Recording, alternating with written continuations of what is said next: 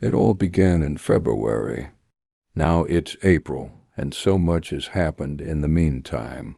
Her once gray and lifeless garden is slowly transforming into an oasis of green, touched with the first signs of bloom. The planting of the first vegetables grown from seed has begun. The potatoes have been in the ground for 4 weeks already, and the tomato plants, ones she was forced to plant earlier than planned, are now standing in the garden.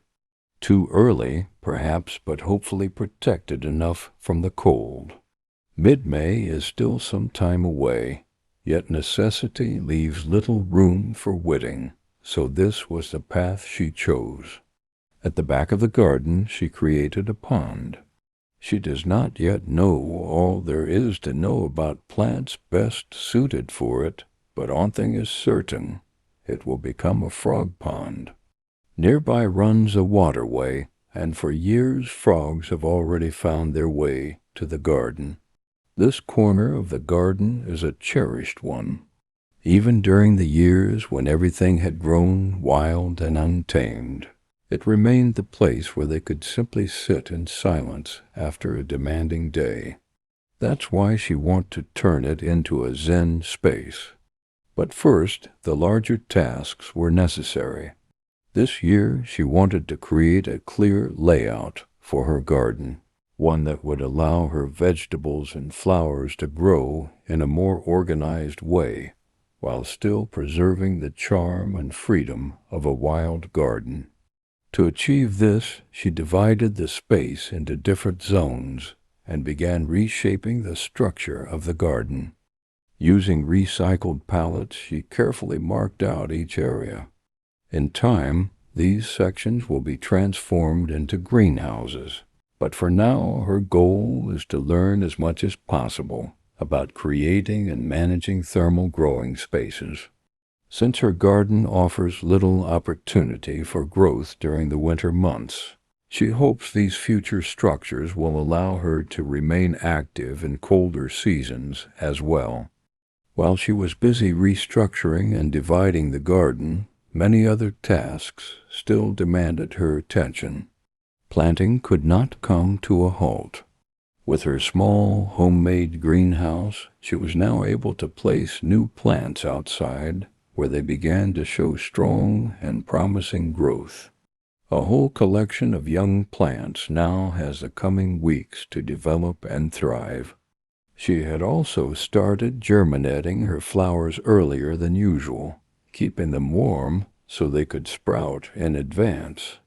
Grown first in bags, they would later be transplanted into pots when strong enough. April had also become the perfect month for dividing plants, relocating them, and expanding the life already rooted in the garden. It is a season of renewal and movement. Though the garden was still a work in progress, every task, large or small, brought it one step closer to the vision she carried in mind. Trimming several hedges fitted naturally into this time of year, helping shape the space while encouraging fresh growth. The past few weeks had been a whirlwind of hauling in the right soil and rich compost. Much of her time was spent preparing the different vegetable sections of the garden, laying the foundation for the season ahead. During those moments, she often enjoyed the company of her father, who followed every step with careful attention. A passionate vegetable gardener himself, he would occasionally share small pieces of wisdom gathered through years of experience. She listened, knowing that success of any kitchen garden begins with the quality and preparation of the soil. That was why she was determined to devote enough time this year to getting it right. She needs soil suited not only for the flourishing of vegetables, but also for filling the pots that would soon hold her flowers. She understood that soil made for delicate seedlings was entirely different from the kind needed for mature plants and continued growth. Having the right earth at the right moment mattered deeply to her. especially since she would be constantly watching seeds rise into healthy, thriving plants. Seed-starting soil, gentle and balanced, was prepared to give her young vegetables and flowers the best possible beginning without overwhelming their tender roots. Later, when the time came for repotting, she would carefully adjust the soil quality according to the needs and stage of growth of each plant. For her, gardening was never simply about planting. It was about understanding life at every stage and giving it exactly what it needed to thrive. Not everything was perfect, but gardening is a learning curve filled with many layers and lessons. One of those lessons revealed itself in the way she planted her tomato plants. Instead of placing them upright in the soil, she chose to plant them horizontally. It may have looked unusual to some, but there is wisdom in the method. Tomato plants have the remarkable ability to form new roots all along the buried stems. By laying the stem sideways in a shallow trench and covering most of it with soil, leaving only the top portion and leaves above ground, the plant is encouraged to develop a much larger and stronger root system. That way the plant will absorb more water and nutrients, making it more productive in the season. For her father, this was the season of potatoes. With pride, he showed her his small Allegria seed potatoes, each one holding the promise of the harvest to come. Allegria potatoes are versatile, mid-early table potatoes, known as an excellent all-round variety for boiling and roasting. They are fairly firm to lightly floury in texture, generous in size, and valued for their good storage qualities. When placing the potatoes into the soil, he always made sure the shoots were facing upward.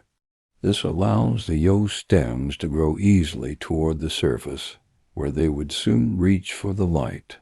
Positioning them this way gives them a good start. He dug shallow trenches, usually around 10 centimeters deep, spacing each seed potato about 20 centimeters apart. Between rows, he left enough distance for movement and for the plants to grow freely. As the plants began to grow, he would return to mound more earth around the stems, a practice known as earthing up.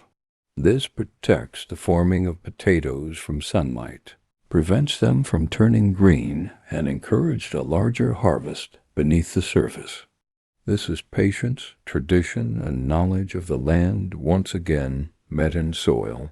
Leaving you with this wisdom, she wants to emphasize that history in gardening matters, and that many modern techniques can still find inspiration in old ways. There is a wealth of that knowledge preserved within her garden. The first flowers begin to open, bringing color and promise to the season. Soon, the full planting of the vegetables will begin. Pumpkins, zucchini, cucumbers, melons, peppers, paprika, and tomatoes, all waiting for their place in the soil. A lot has changed since February. Let's hope to meet you soon for more.